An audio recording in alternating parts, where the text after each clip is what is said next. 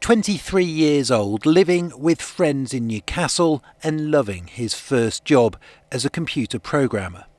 James Atkinson had his whole life ahead of him. A very outdoorsy person. He loved it in Lake District, walking, hiking and cycling. He was such an outdoor. He'd done some triathlons. Very bubbly, fun-loving, loved life, lots of plans going forward, which he won't get to realise. In July 2020, James used the app Deliveroo to order a takeaway from the Dajjal restaurant that used to be based in this building on Howard Street. But the chicken tikka masala pizza contained nut powder and triggered James's peanut allergy. He called an ambulance and was taken to hospital, but couldn't be saved. We got a phone call from one of his friends at Harper State, just saying that James is in hospital. He's had an allergic reaction, and so we rung the hospital. And when we rung the hospital and they told us that James's heart stopped beating, we're trying to resuscitate him, it just, as well, just emptied.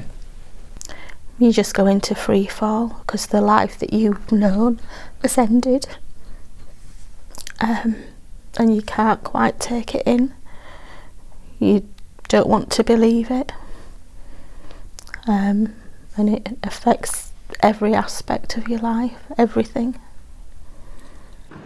Senior Deliveroo executive Daniel Jarman told the inquest last week that the best way for customers to check allergen information is through a direct conversation with the restaurant. Today the coroner stopped short of criticising the company, but James's family are asking the takeaway app platforms to meet them.